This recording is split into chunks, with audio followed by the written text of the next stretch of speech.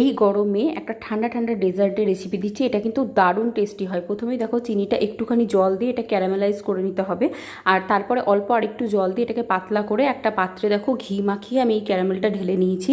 এইবার সেই কড়াইটায় ধুয়ে তার মধ্যে 1 চামচ মতো ঘি দিয়ে সিমুইগুলো ভেজে ওই ক্যারামেলের মধ্যে ঢেলে রেখে দিতে হবে। তারপর দেখো কড়াইয়ে দুধ জাল দিতে বসিয়ে দিয়েছি। দুধটা হালকা একটু গরম করে এখানে ম্যাঙ্গো ফ্লেভারের কাস্টার্ড পাউডারটা গুলে নিচ্ছি।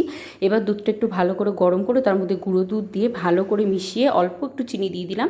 তারপর দুধটা ভালো করে জাল হয়ে গেলে ওই কাস্টার্ড পাউডারটা দিয়ে এরকম থিকনেস ব্যাটার করে ওটা নামিয়ে ওই মিশ্রণটার উপর ঢেলে এটাকে একটু ঠান্ডা করে তারপর ফ্রিজে 2-3 ঘন্টা রেখে দেওয়ার পর এইটা মিশ্রণটাকে একটা পাত্রে ঢেলে এই ঠান্ডা ঠান্ডা ডেজার্টটা সার্ভ করো। দারুণ লাগে এটা খেতে, অবশ্যই বাড়িতে ট্রাই করবে।